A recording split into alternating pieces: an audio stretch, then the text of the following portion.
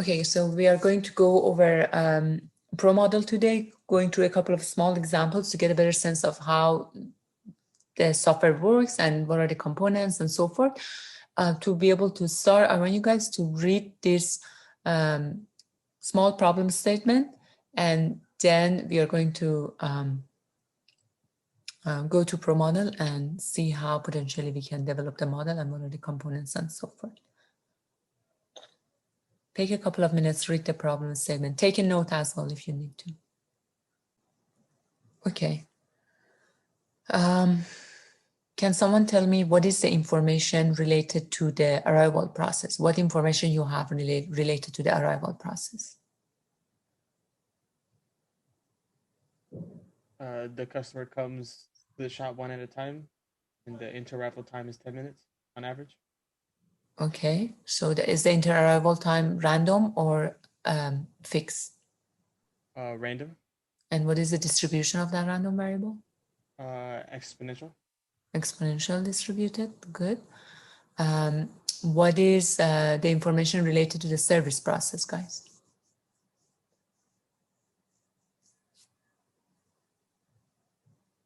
Service process takes an average of 9 minutes. Average is 9 minutes. What is the distribution of the service time? Uniform. Between 8 and 10. Okay, so yes. It means, so when we say uniform between two numbers, as you know from the definition of uniform distributions, that means all the numbers in that range are equally possible to happen. It's not that some of the numbers have higher chance of happening, some of them have lower chance of happening. Basically, that means all of the numbers in that range are equally possible. So the haircut time for the customers can be any number between 8 to 10 minutes. All of them, all those numbers are equally possible to happen. Okay, so this is the problem statement. Now, I want you to tell me how many locations do you think we have to have in this simulation model? By location, I mean the places where the entities or the customers or the parts go to. Either they have to wait over those areas or they get processed in those areas, in those locations. So, so the locations in simulation, when we say locations are places where these customers or parts, they go there either for waiting or for getting the process.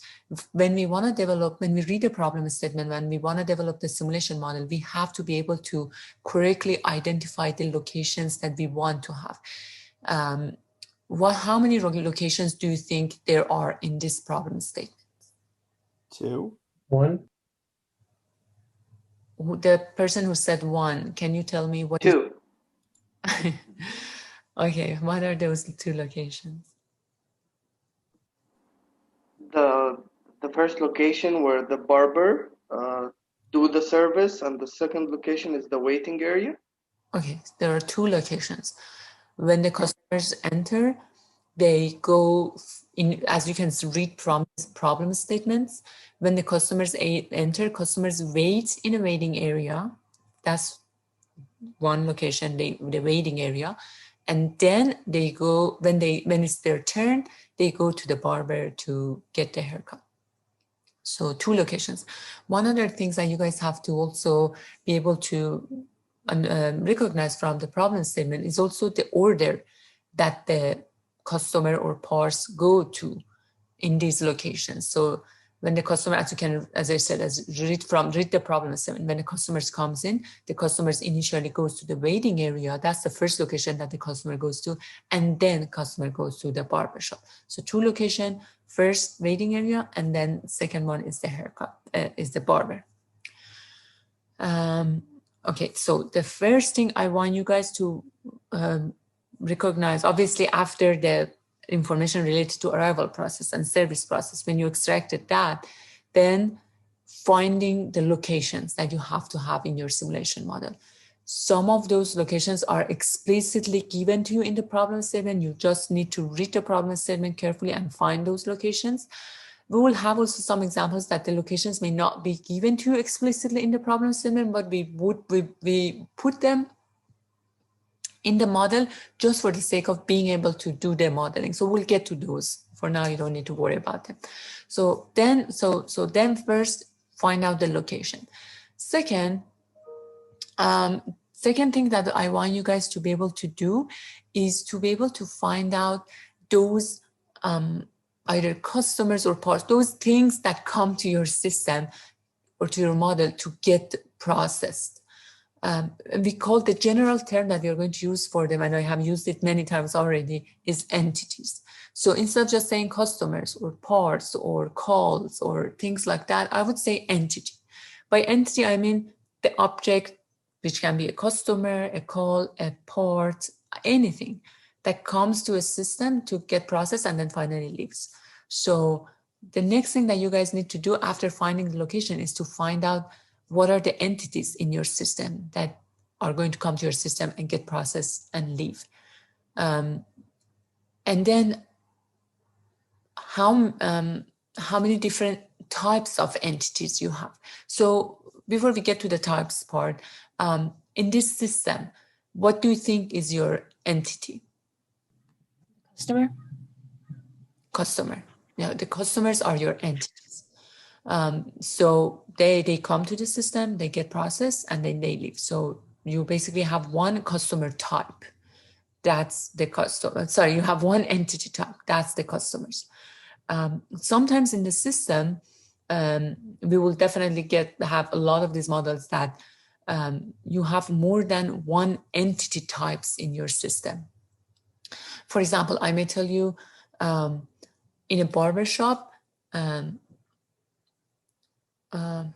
or forget about the barbershop. I may tell you that in a manufacturing process, parts type A and parts type B are coming to get processed, and I give you the information related to the arrival process for each one of them separately. In that scenario, you have to recognize that you have two different entities that are coming to your system, each one of them with their own arrival process, with their own arrival information. But there are two different entities that are coming to your system to get processed. So you have to definitely consider that in your simulation. And that's something that we will easily learn how to do, but you have to be able to read the problem and find out how many entities are in your system and how many of them basically are the ones that are coming from outside to your system. So like when I said part one, part type A and part type B, these are the parts that we get, for example, from our suppliers, and then we start processing them in our model. So these are two different entities in your system. So I want you guys to be able to do that as well. So first, finding the locations. Second, finding the entity or entities in your model. Okay, different type of entities. So for example, here, obviously, we are going to have a lot of customers that are coming in our system. They are still one type of entity. They are still customers. That's not what I mean. I mean entity type. So if I have, let's say, if I have one arrival process related to men and one different arrival process related to women, then I would consider them as two different entities coming to my system, men and women. For each one of them, I have different arrival process, different processing times, everything different, but that would be two different entities. But here it's just customer. Obviously, there will be so many customers coming to my system, but still all of them are under one category of entities, which is customers. So after identifying the locations and the customers, then the next thing is to find the information related to the arrival, which you already did, arrival process. Then the last thing is finding the relationship to the information related to service process, which you already did as well. Okay, so now let me just show that in ProModel to you guys. So just keep that here. So this is the interface that all of you have to see. For those of you who are using 2016 version, it's a little similar, but I will tell you exactly where you can go to see the things that we are basically trying to explore today. So as you can see here, there are a couple of important menu items that we are going to use. They are under the category of the build. For those of you who are using 2016 version, you have to go to the menu build. Open your menu build, and then you will see this information as well. So the first one that we're going to use is location. Remember, I just told you the very first step that you want to develop after reading the problem statement, the very first step is to find out what are the locations. That's one. So to define the locations in your model, we click on the locations. In the 2016 version, under the build menu, you will see the locations. I said the second step is to find the entities in your model, how many different type of entities you have. We will do that. We will define the entities in the model by clicking on the entity icon here. So location first, entity next. And then I said, enter the information related to the arrival process into your simulation model. That's, to be able to do that, we are going to click on the arrival process. Give me 1 second, let me see. I see there's a question.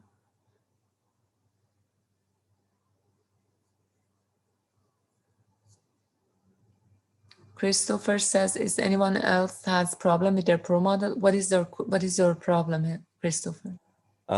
It's not, I log in and then it kind of freezes up on me after that. Is this the first time you're logging in, or you have done it before?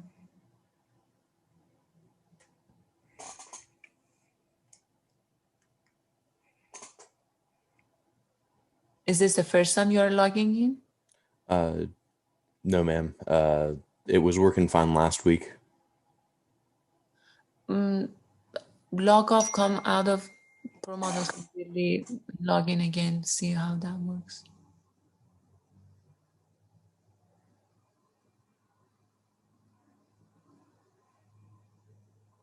Yeah, so for right now, you're not supposed to do anything. When you are going to do something, I'll let you know. For now, just listen, watch and listen carefully. That's the question that Giovanni asked. Okay. I'm going to continue, so please listen carefully. Okay, so the first location, and enter the information related to the location. Sorry, don't click. So first enter the information related to the location. Jeez. And then enter the information related to the entities, then enter the information related to the arrival of your entities, and finally enter the information related to the processing times in your system, service time in your system. So these are the 4 steps that we have to take in building every single simulation model: location, entities, arrival, processes. If I put the first letter of these 4 steps, that's going to be LEAP. That's leap. So you can remember that, right? So leap. Let me write it here.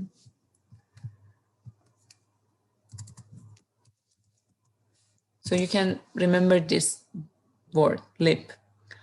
Location, entities, arrival, processes. Okay, so these are the 4 steps that you need to take to build any simulation model. Now, let's, if you, okay, let me see, there's another question.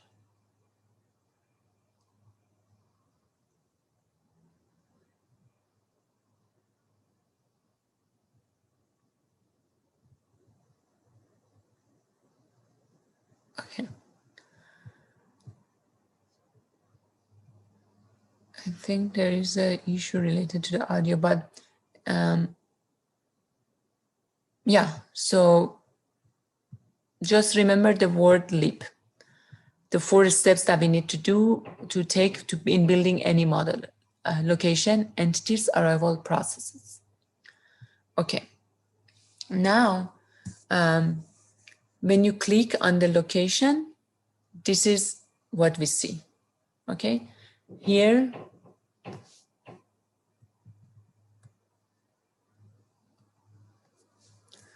I have a bunch of icons that I can pick from to represent different locations in my model.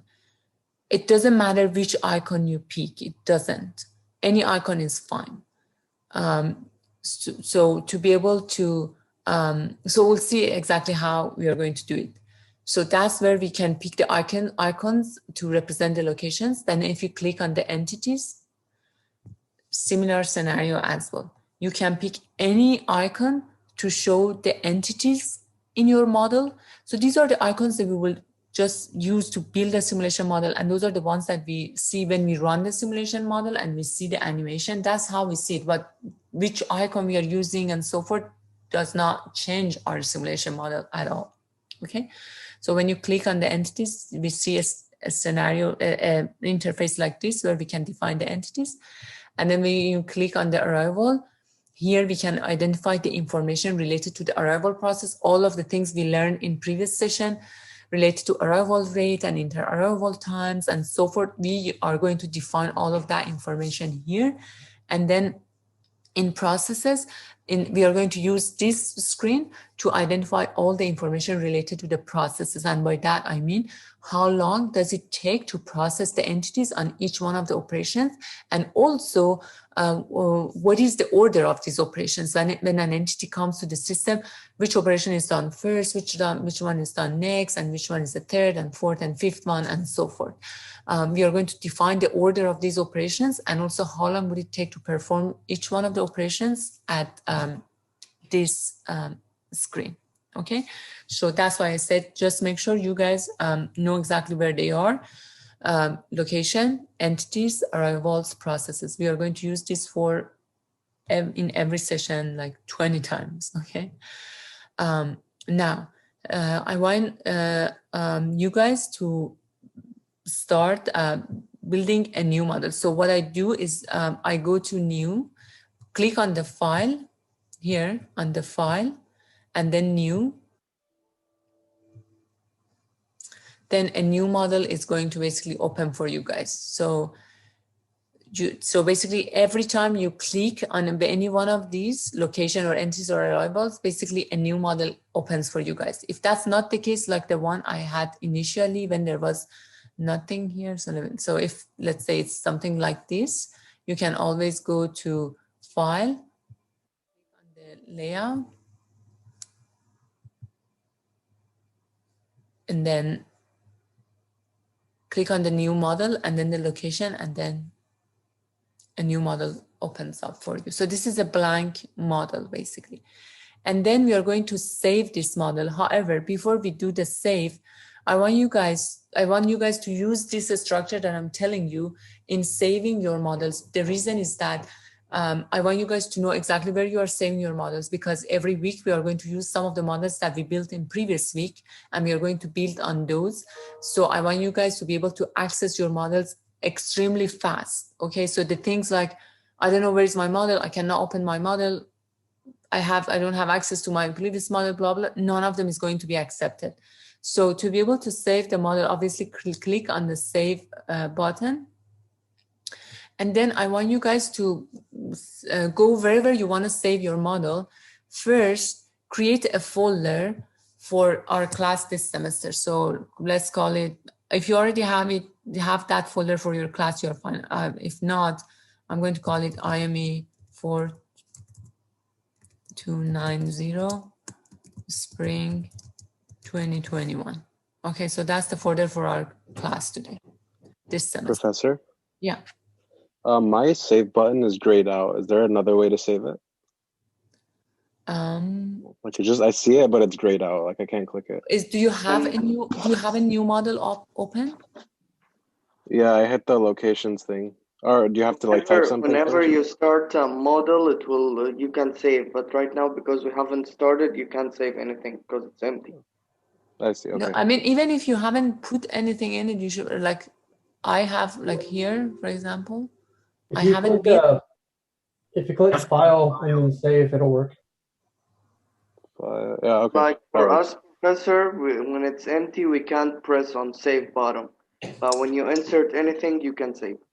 No, wait. I can do save as from the file menu. Yeah, just go to. I went to save as, and that's how I was able to do it. Okay.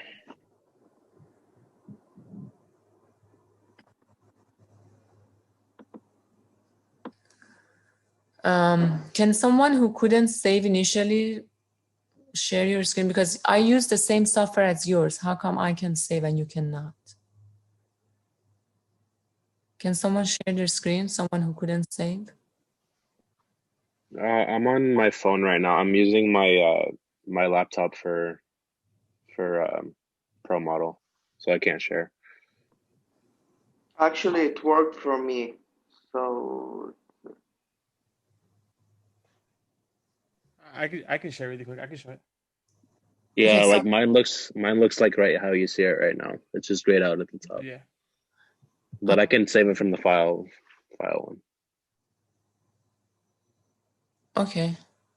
Yeah, that's where I went. So go to the file and then press save. So when you click on the location, can you click on the location? And see that? Okay, go to the file and then press save. Yeah, and then pick the folder. Okay, so but wait still. I'm going to stop. Can you stop sharing, please? Thank you.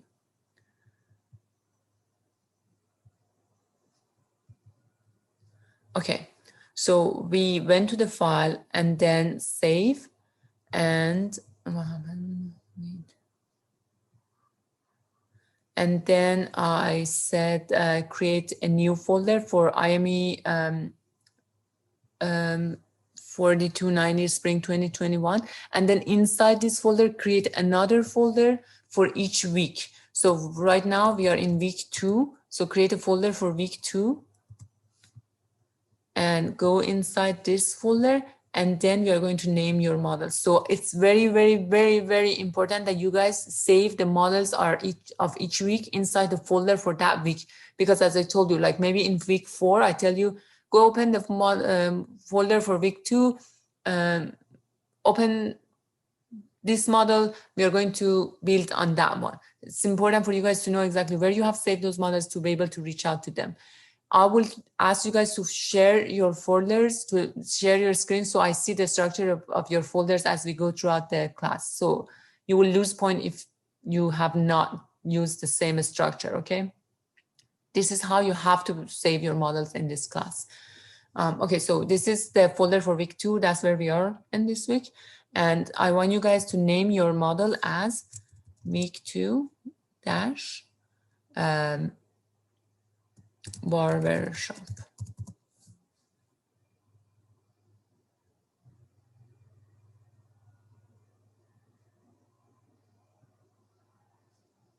And the extension MOD means model.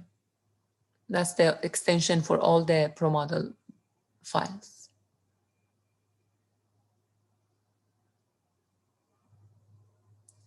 Okay. Everyone has a model saved with name week 2 dash barbershop in the folder for week 2? Yes. Okay. Now. Yes. Good. Let's click on. Professor, sorry, my internet cut out. Can you do the last thing that you did after week 2? So name your model as, you see here the name of the model, week 2 dash barbershop. And then save it. So inside the folder for week 2, name your model as week 2 dash barbershop and then save it. Good? So inside the week 2, should I do another folder or no? No. Just save your model inside week 2. No additional folder. Okay. So that way, all of the models we are going to create in this folder throughout the week will be in that folder. Okay. And for each week, we are going to build a new folder. Even if I forget, you guys have to do it. For each week, we are going to build a new model, call it week 3, week 4, all the way to week 15. And we are going to save every model that we are building inside that folder. I also want you guys to use the same naming structure that I say, because as I said again, later when I want to refer to these models, I tell you go to week 2 and open this model, barbershop model, and then you have to know which model is a barbershop model. So name it as I say, so that we can always access our previous models quickly and use them if we need to. Okay, everyone is on the same page. Let me see, create Victor folder in your site. Okay.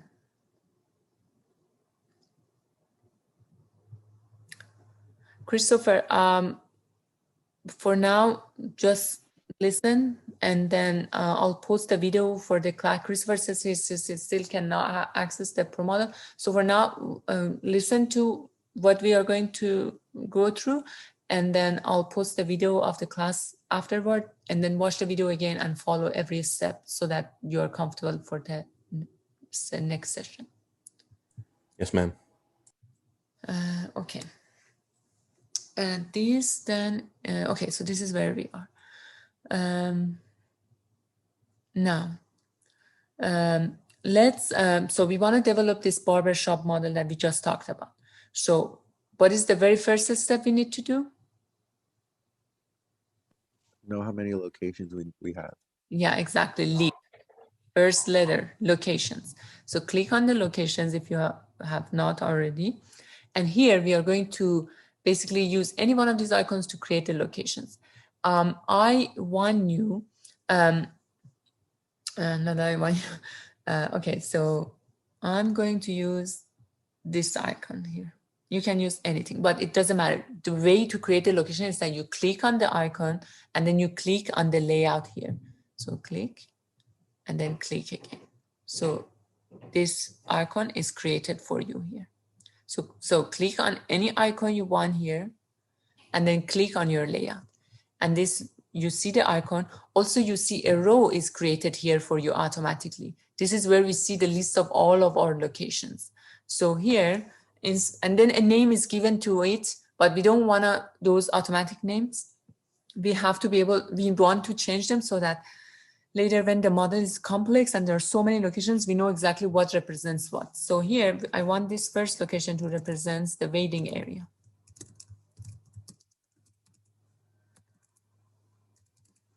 Okay. And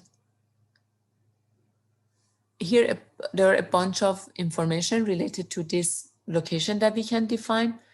The two that are most important, and you are going to play with them a lot, one is the capacity, the first column.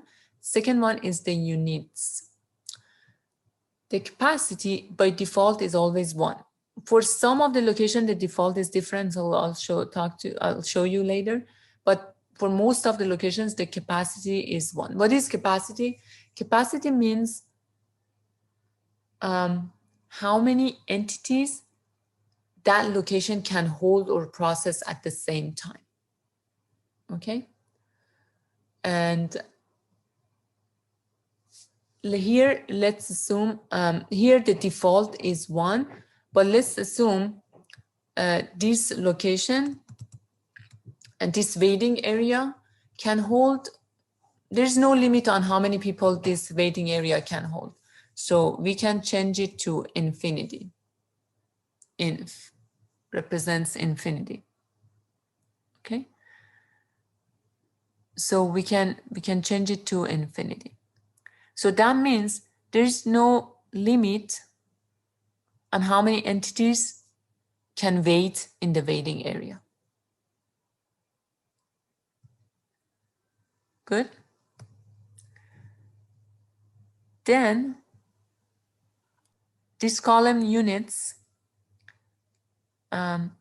will show you how many of these locations we have. For now, for this specific example, it does not make sense.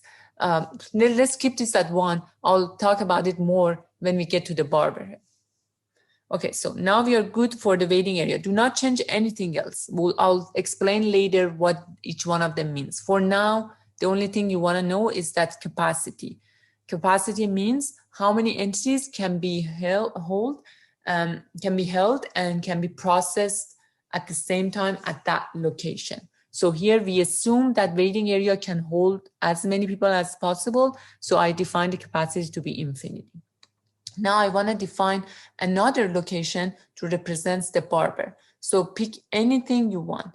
I'll pick this location. and then click. Oops.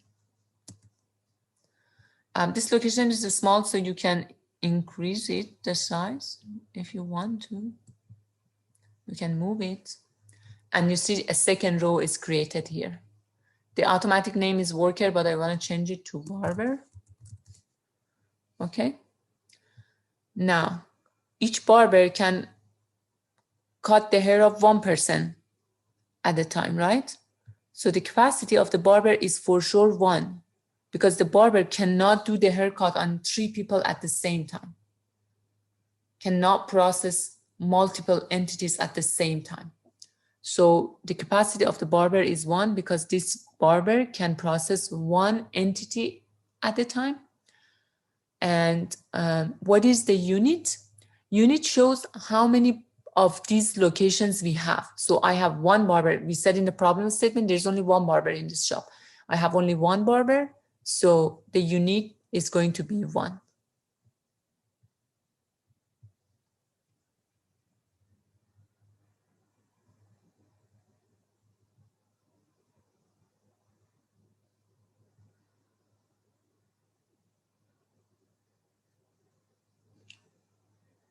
Okay.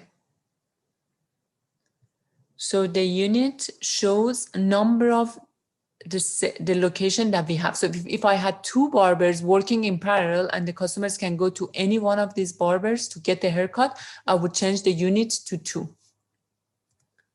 However, here I said that in the problem, there is only 1 barber working here. So the unit is 1.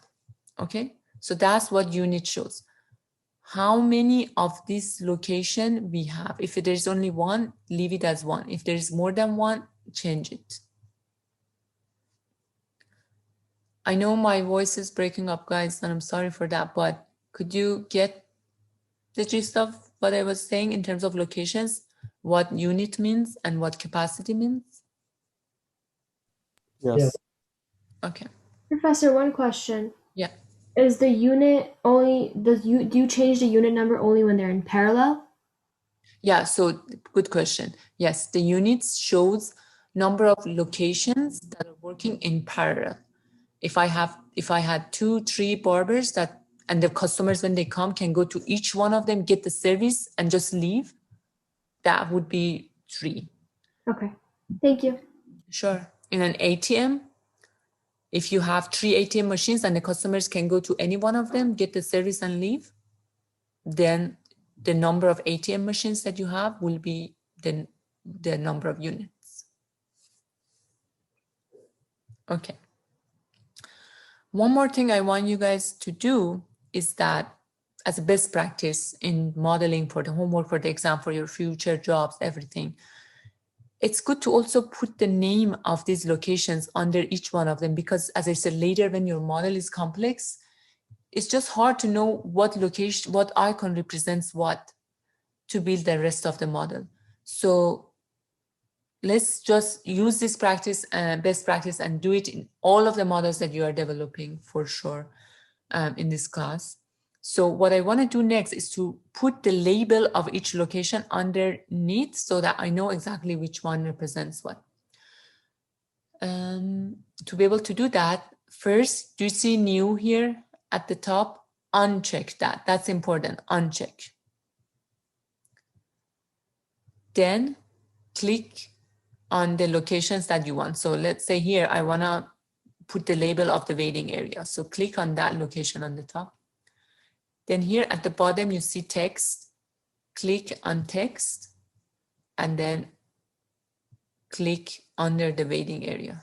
You see the label is here.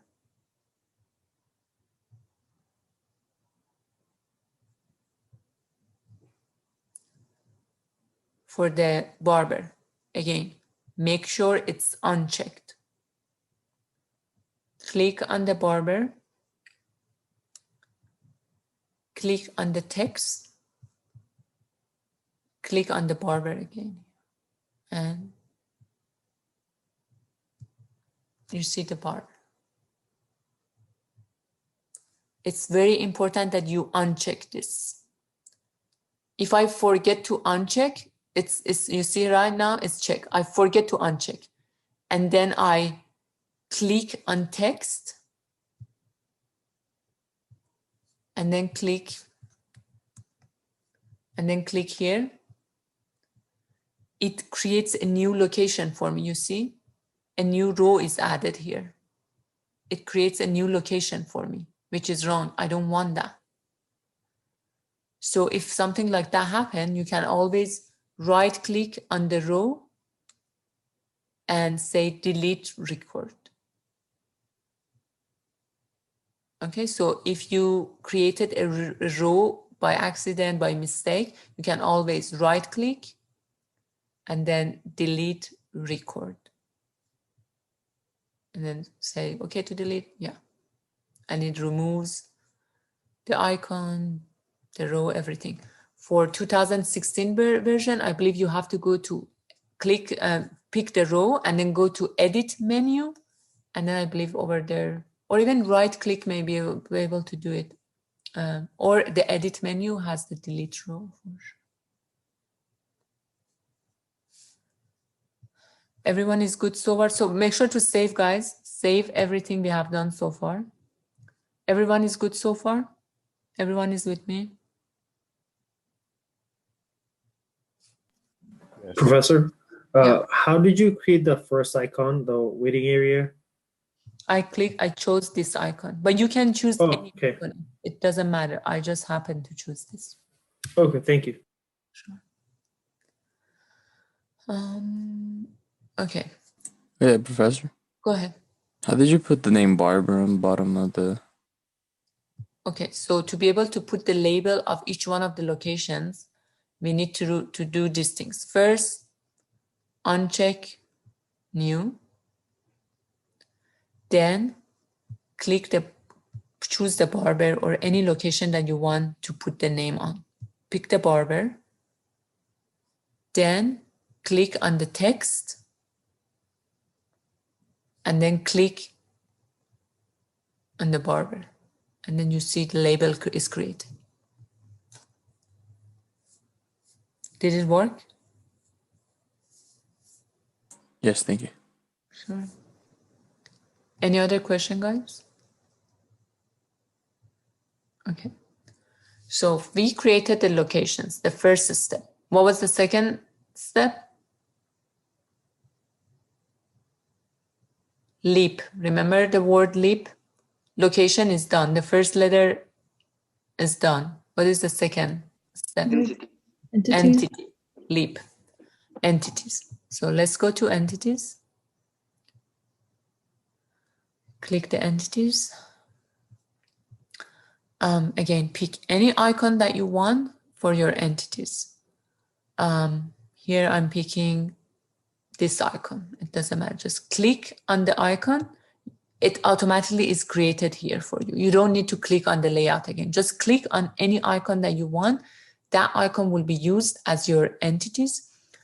If I bring this scroll up or down, the size of the icon is changed. And it's just what you see during the animation. Doesn't matter as much. And one row is created here automatically for you. This entity has the default name of the worker, but I'm going to change it to customer.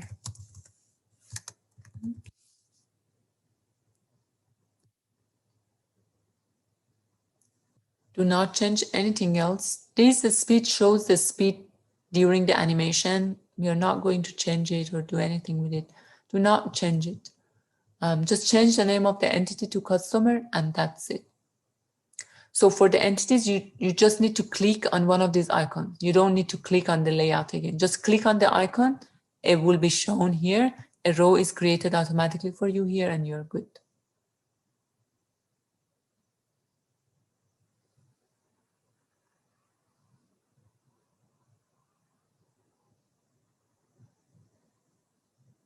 Make sure to save.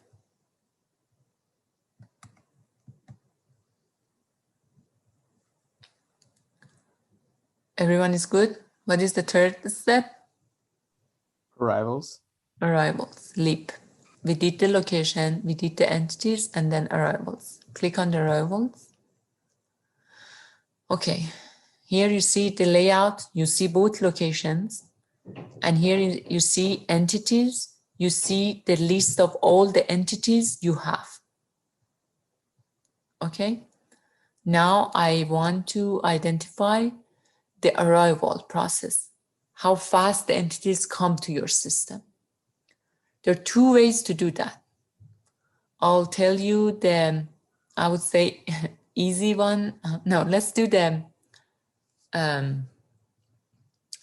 first one. I wouldn't say easy or hard. So let's say the first method. In the first one, when you click on each one of these entities or location, a window opens and it lists the entities for you. So here, click, this window opens.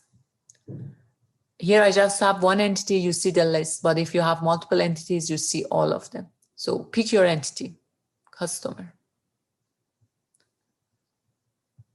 And one thing, when we come to arrival, we want to tell the simulation not only how fast these entities come to our system, but also when they come to the system at the very start, where do they go? Where is the first location they go to? What is the first location they go to here in this simulation? Waiting area. The waiting area. So then the location shows the first location they go to when they come to the system. So click on the location. All of your locations in your model are listed. The ones that this entity goes to when they come to the system is waiting area. So far I have said, okay, customer is an entity that is coming to the system. And when they come to the system, they go to the waiting area first. Okay. Pay attention to the rest of the next 4 columns because they are very important and they affect the validity of your model, correctness of your results, and everything. And you need to basically know them for every single model. So pay attention, guys. Quantity each, next one, quantity each shows how many entities come to the system at a time. Here, remember I told you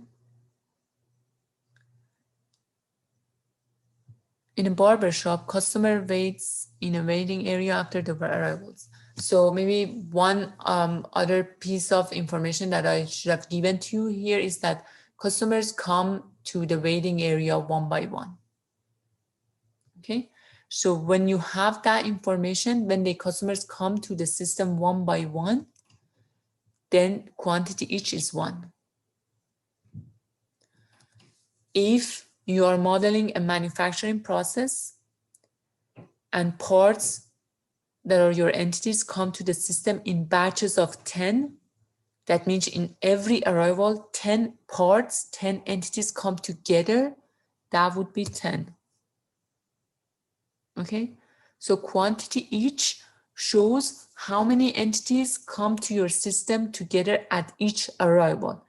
In this barbershop, customers come to the system one by one. They don't come with friends or family members, none. It doesn't happen, at least in this example. They come to the system, they go to the waiting area one by one. If that's the case, the quantity each is 1. Sometimes we'll learn how to model, for example, a restaurant where the customers can come in groups. Then we will learn how to change quantity each to capture the scenario that customers come in groups to the restaurant. Okay, so quantity each shows the number of entities that come to the system at a time. If the entities come to the system one by one, which means in each arrival, only one entity comes to the system, you can put 1. But in each arrival, if more than one entity comes to the system, then we have to put the corresponding number here, and we'll learn how to do that.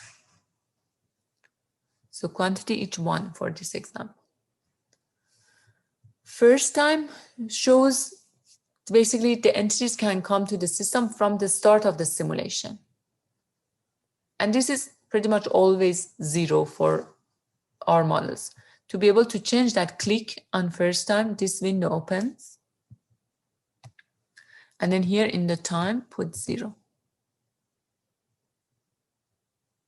Okay, and then press OK, 0.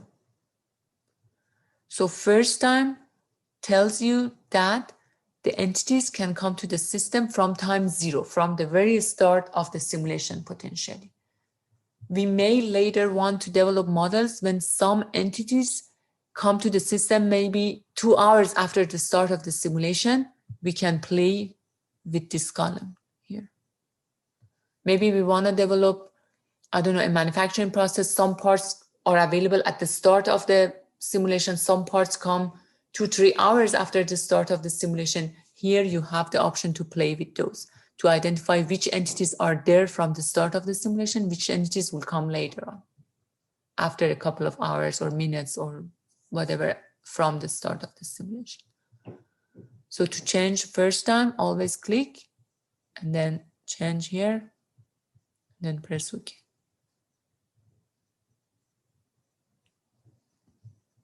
Everyone is good so far? Yes. Okay. Occurrence, a very important column. Occurrence means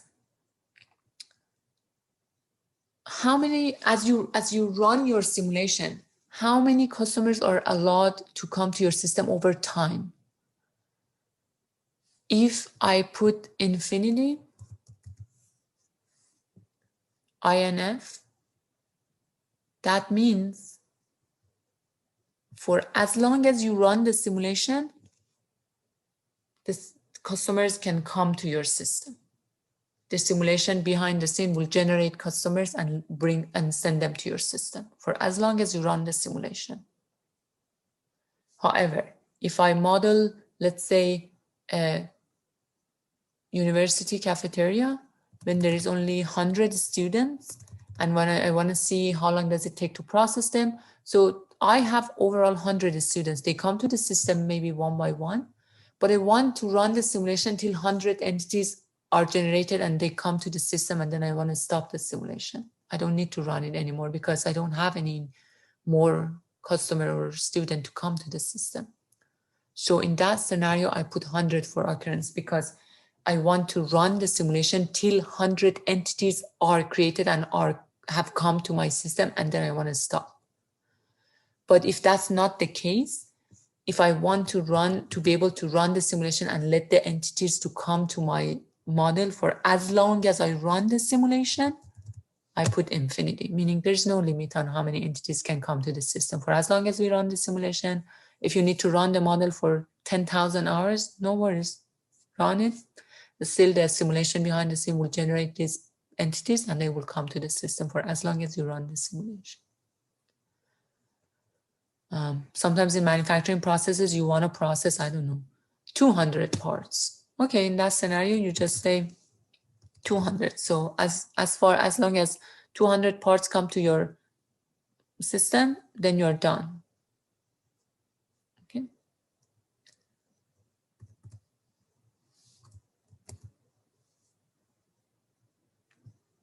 Here, I'm going to keep it as infinity because I want customers come to my system for as long as I run the simulation.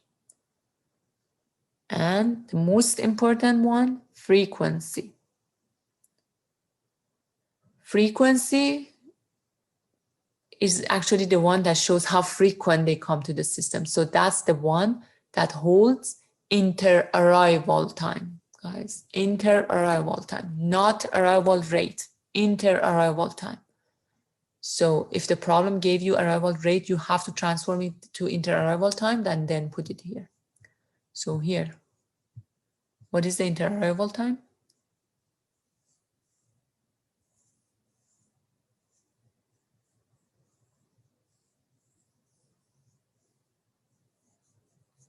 What is the inter-arrival time, guys?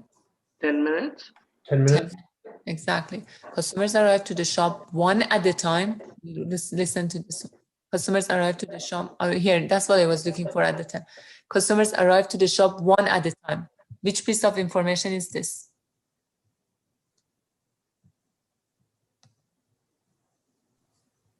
Quantity each. Quantity each, exactly. Customers arrive to the shop one at a time, quantity each. And then the inter-arrival time is average 10 minutes. And it's also exponentially distributed. Average, exponentially distributed. Average 10 minutes. So then, here. If I just put, as I said, frequency, we have to put inter-arrival time. And here, I already have given you inter-arrival time. So you're good. You don't need to transform anything to anything. You're good. So inter-arrival time is 10 minutes. So if I just write 10 min, which means 10 minutes,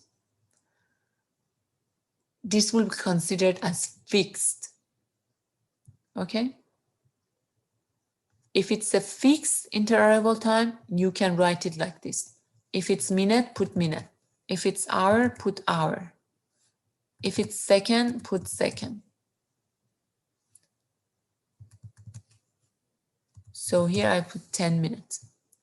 However, if it's not fixed, if it has random distribution, we have to identify the distribution here. For exponential, I'm going to write it as E exponential and then in parentheses 10. That means the inter-arrival time is 10 minutes exponentially distributed, E10.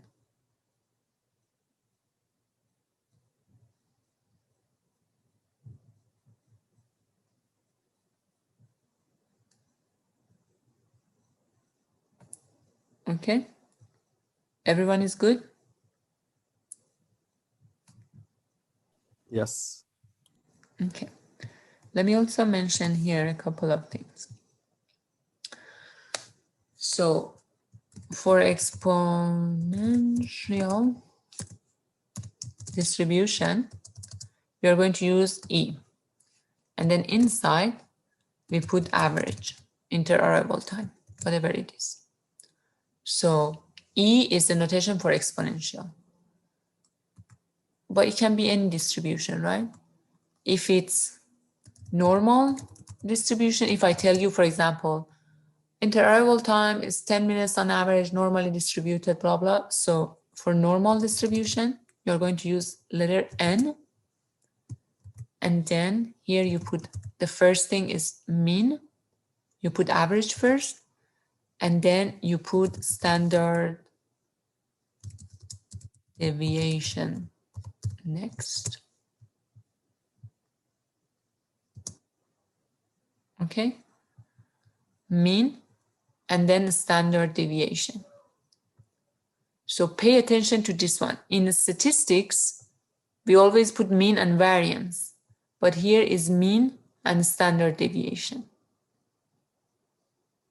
Pay attention. So what I need to put here is the standard deviation, not variance. So that's for normal. And then if I tell you that some random variable has uniform distribution, use U. And then here you put mean. And then here second thing you put half width. What is half width? For example, if I tell you a uniform distribution, a random variable has uniform distribution between 6 and 10. Okay, so a random variable has uniform distribution between 6 and 10. Can you tell me first what is the average here? What is the middle of these two? 8. 8. And then half width, basically calculate the width of this interval. The width of this interval is the max minus mean. 10 minus 6 is 4, right? 4 is the width of this interval from minimum all the way to maximum.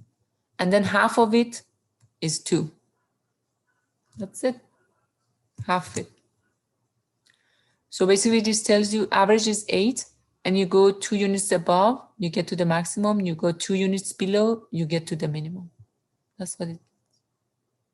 So calculate the width of this whole thing, 10 minus 6, and then divide it by 2, that's 2. So basically, if I want to show it based on the location, based on some notations, if I tell you that a random variable has uniform distribution between A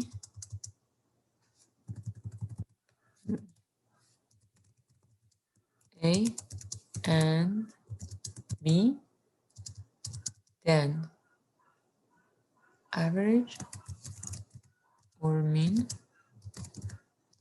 is A plus B divided by 2, right? That's what we did here. 10 plus 6, 16 divided by 2, 8. That's what I put here, 8. And then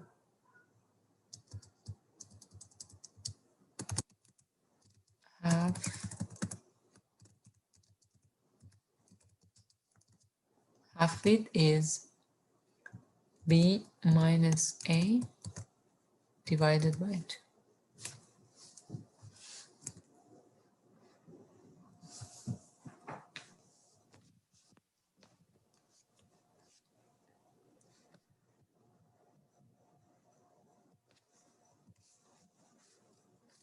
Okay, so that's how you put the information in ProModel. Calculate the average and then the half width, and then you're good to go. So the half width here, 10, B minus A, 10 minus 6, 4, divided by 2, 2. That's what we put as a half.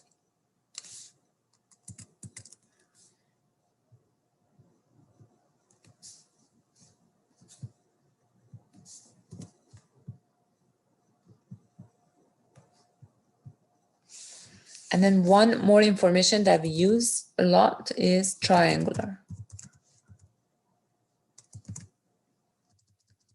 And for that, we use T, minimum, mode, maximum. So T, for example, minimum is 2, mode is 3, and max is 6, for example. A random variable changes between these. Between 2 to 6, 2 is minimum, 6 is maximum, 3 is mode. Mode is the number that happens more than the rest of them. Anything between 2 to 6 is possible, but 3 happens more often than the rest. This would be similar to a triangle from 2 to 3 to 6.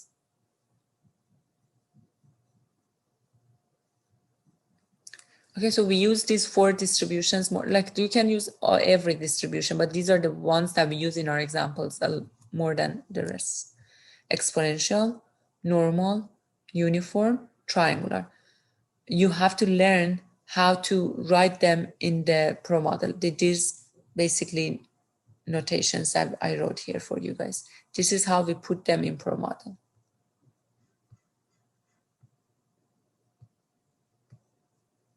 For uniform, make sure you know how to write average, half width, how to calculate them, and so forth.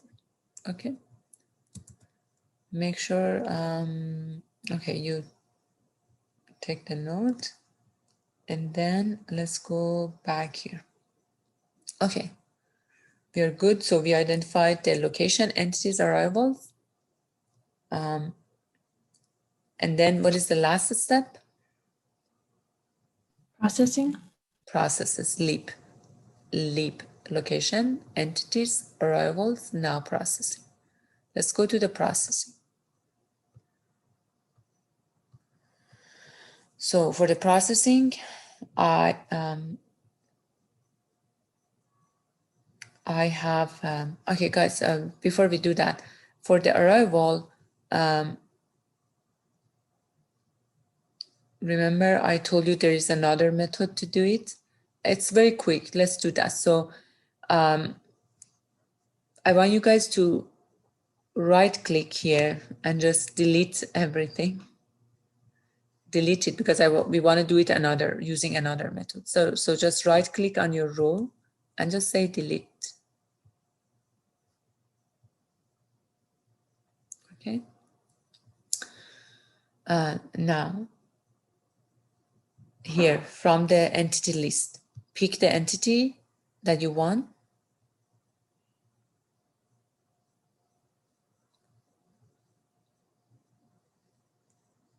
And then click on the location that you want the entity to go to first.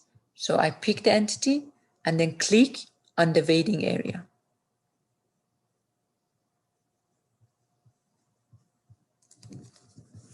You see that a row is automatically created for you on the top. Give me 1 second, let me connect the electricity. So you see a row is automatically created for you on the top.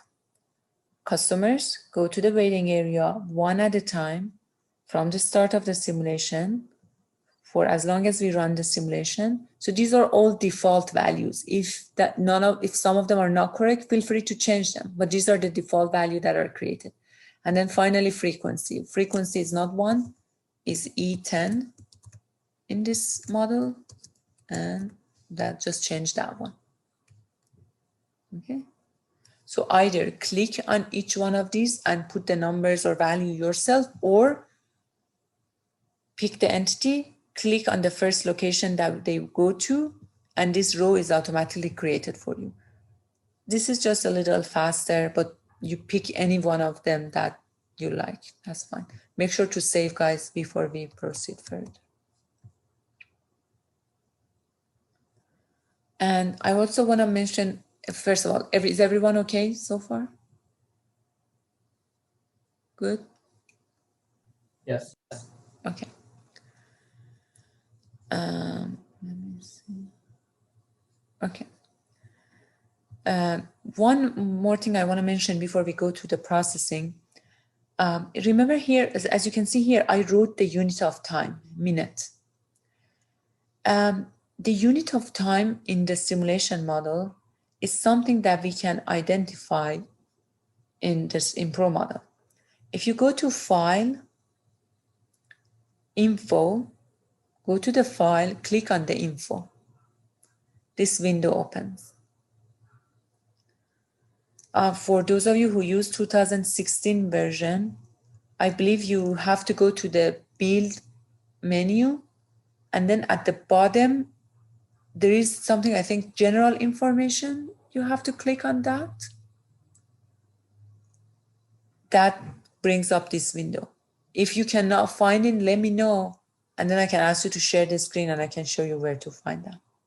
But I think it's in the build menu at the bottom, you should see something like general information. Okay, here you see the unit of time, the default unit of time into the model, the default unit of distance into the model. The default unit of time is always minute, okay? If the default unit of time is minute, I don't need to put the minute everywhere. If I don't put any unit of time, it will automatically be considered as minute. Okay, if the unit of time, you want the unit of time, the default unit of time to be hour, change it. You want it to be second, you want it to be days, change them. But here I want the default unit of time to be minutes. And that's where I can go and check it to see what is the default unit of time. So just leave it, do not change it, nothing. For the distance as well, if you want it to be based on meter, you can change it, but the default unit of distance is feet. So don't change. So again, going to File, Info, General Information window, you can see the default unit of time and the default unit of distance. Now,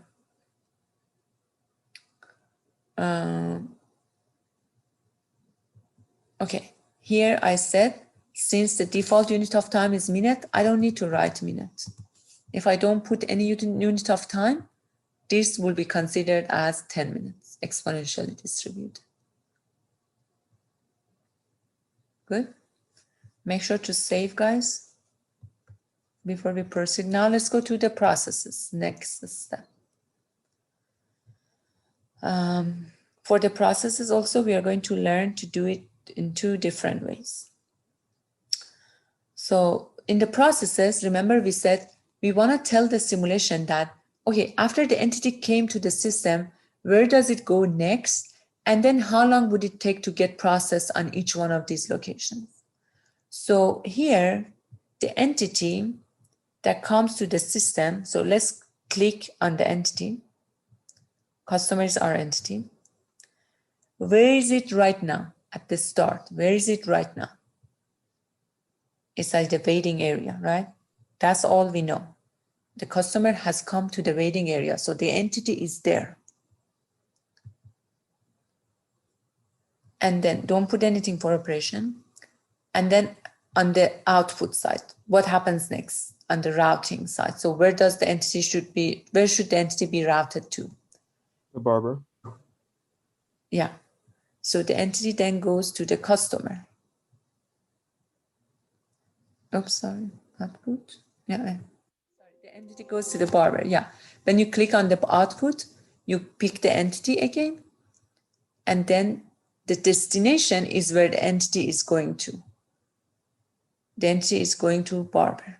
Okay. So entity, your customer, which is already at waiting area, now in the routing. Again, your output, what is coming out of waiting area is the same entity, it's the same the same entity customer. What is coming out of waiting area, the same entity customer. Where does it go? The destination, the entity goes to the barber. So when you click on the destination, you see the list of your locations. The entity goes to the barber. Do not change anything else. Okay. In operation, that's where we put the processing time. However, here, that's the processing time for this location. But here for waiting area, we know we don't process them. In waiting area, they are just waiting. And the simulation will take care of the waiting time in the waiting area behind the scene itself. I don't need to do anything. I don't perform any process or any operation on the entities when they are in the waiting area. So I don't need to put anything on the operation. Okay. Next line. Okay. So now, initially I told that, okay, customer that is already at waiting area goes to the barber. Now, next line. What is the entity that I'm working with? Did you add the next line? Yeah, press enter. Press enter, go to the first line, press enter, you go to the next line. Okay, thank you. In the next line, again, double click. Which entity we are working on right now?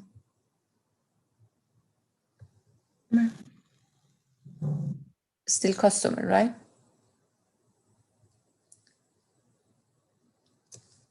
Where is the location that the customer is at right now? Barber. The customer is at barber. Double click on the location, the list of locations come up. Pick the barber. So right now, so remember in previous line, in the first line, we send the customers from waiting area to the barber. Now, okay, now second line, still the customer. Where is it right now? It's at the barber. Where the customer is going to go to after the barber is done, click. Again, the customer is done, is coming out of the barber, is done with the barber. And where the customer goes to, destination, if you click. Exit? Exit, exactly. Exit is a location that by default is there. And we pick exit. So after the customer is done with the barber, we have to send them to the exit. And what this does for us is that in the simulation, it sends the entities that are created in the simulation out. So in the simulation model, you cannot just leave an entity on the fly. The entities should either leave the simulation model or should circulate, go somewhere. They can't just sit somewhere without any destination.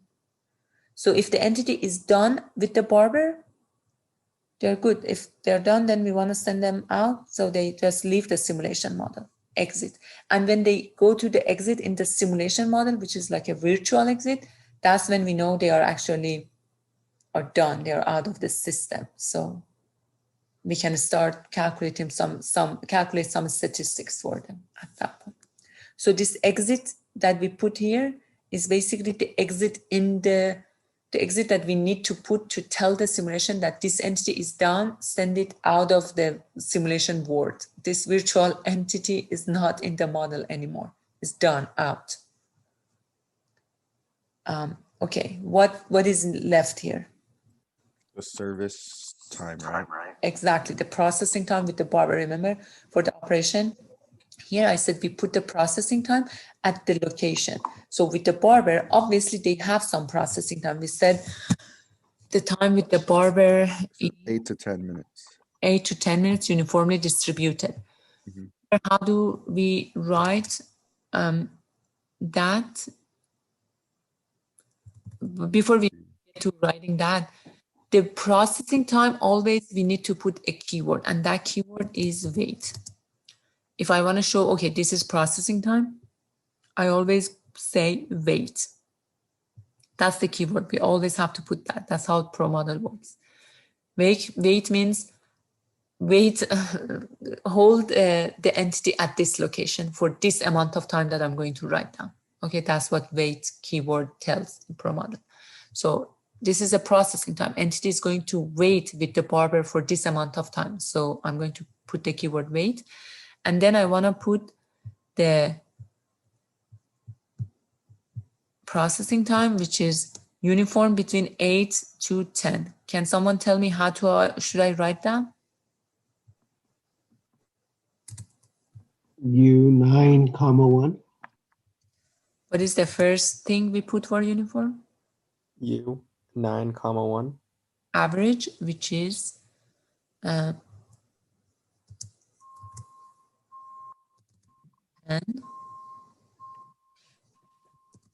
plus 8 divided by 2, average, and then half width. Half width is 10 minus 8 divided by 2. And as you said correctly, is U 9, 1. To represent a uniform random number that changes between 8 to 10. Okay, so U9, 1.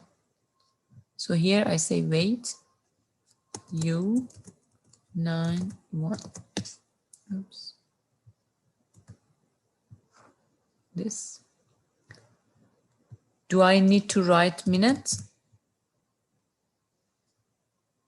No. No, because the default's already in minutes. No, because the default unit of time is already minute. It's okay to write it. I can just leave it as it is, not going to change anything. But you don't have to, because the default unit of time is minute. If it was 9 hour, I would say hour.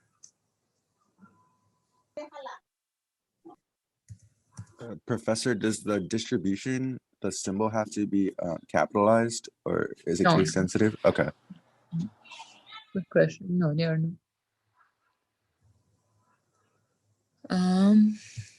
Make sure to save your model, guys. Okay, so we defined the 2 locations we had.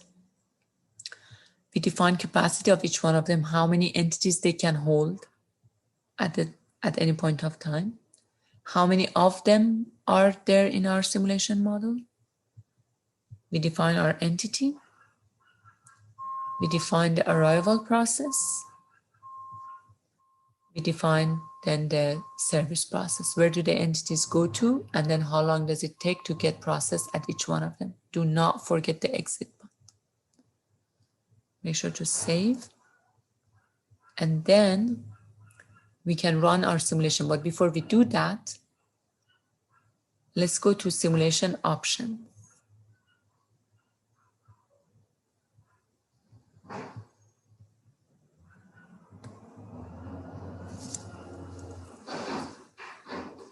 Here in the simulation options, we can specify for how long we want to run the simulation. Here, run is where we can specify the run time. I said 8 hours. And here, the unit is always hours. You see here at the bottom, time units default to hours for this box, always, unless otherwise specified. So here when I say 8, that means 8 hours just for this box. No matter what is the unit of time in the simulation model, the default, is it hours, minute, whatever, this box is always hours, the runtime. Do not change anything else in the simulation option. So if you want to run the simulation for 8 hours, you can specify it here. So if I don't define any hour and then I say just run, it just runs the simulation forever till I stop it. But if I say 8 hours, like a day, 8 hours working day, then the simulation stops after 8 hours. Okay. So let's press 8. So you can either press run from here, or there is this button here, which is run as well.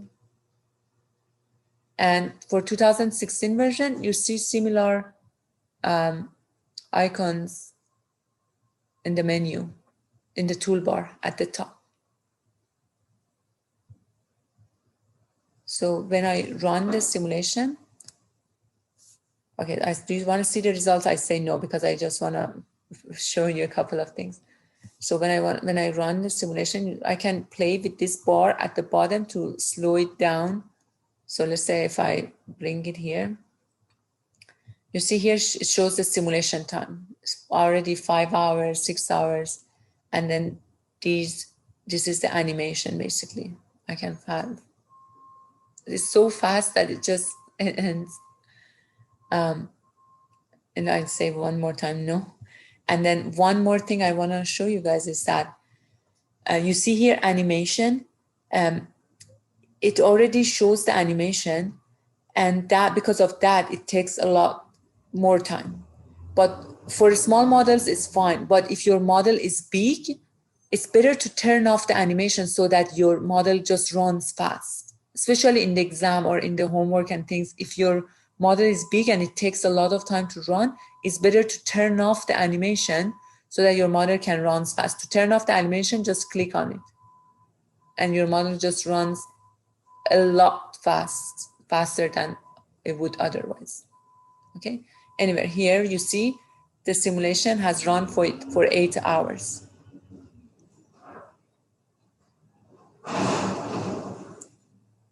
Sorry guys, I have some background noise. I just wait for a couple of minutes. Do you want to see the results? Yes.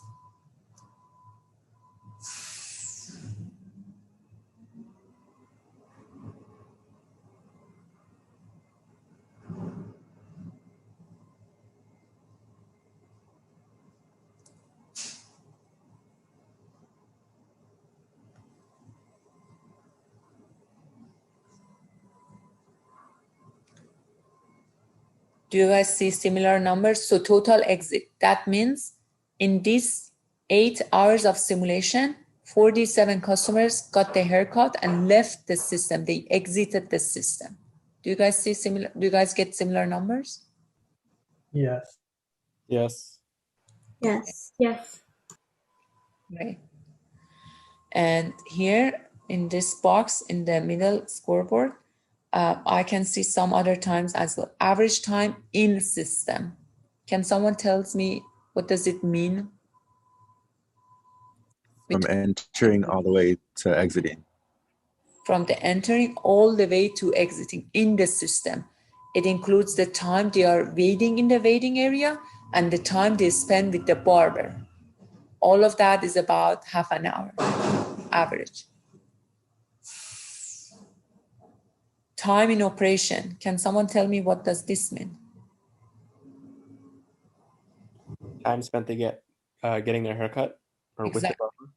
Exact time in operation service, and it's 8.92 minutes on average, which makes sense because he said the time is uniformly distributed between 8 to 10. So now average of the time that all of the customers have taken so far for the haircut is something around 9 minutes, which makes sense.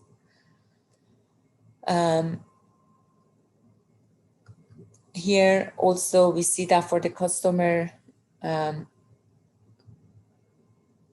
I'll talk about the block time and so forth in the next session, but here we can also see some information regarding the time that the customer have spent in the system.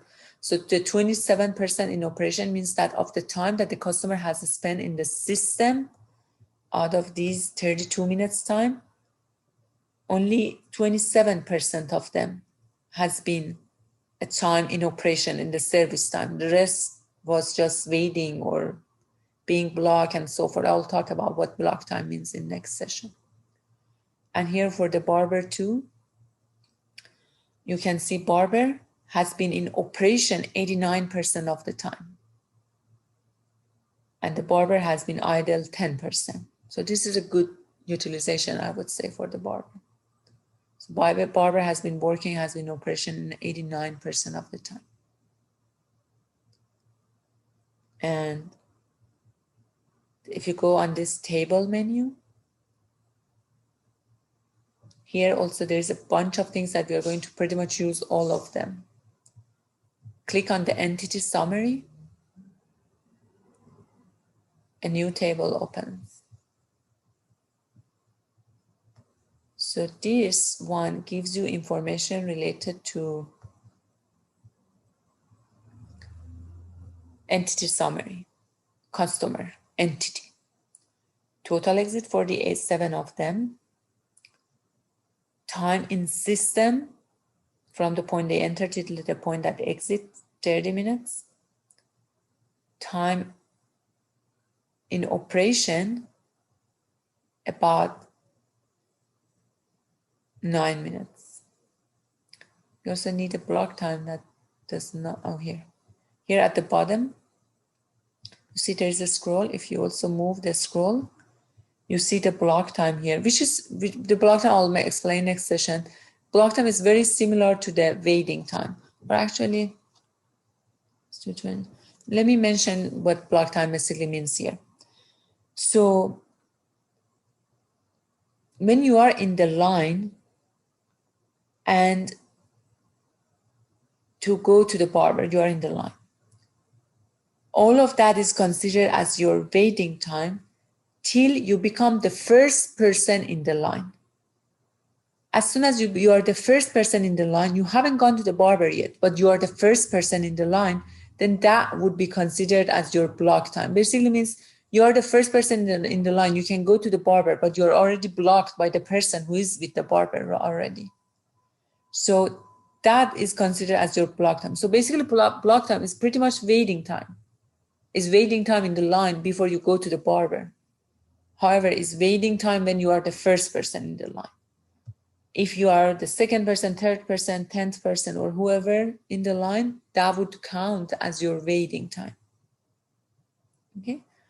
So I don't know why ProModel has decided to differentiate these two, but in queuing theory, if in your 4170 class, both waiting time and block time are considered as your waiting time. As long as you are waiting in the line, that's your waiting time.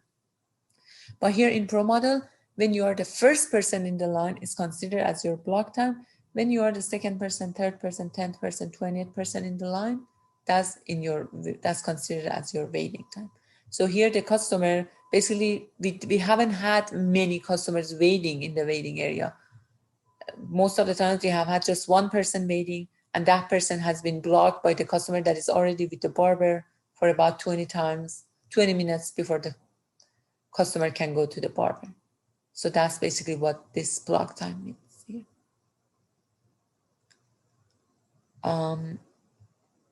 If you also go, for example, to the location summary, you also see a lot of information for the locations, and probably the most important one would be utilization. You see the utilization of the barber is 89%. 89% of the time, the barber has been utilized, has been working.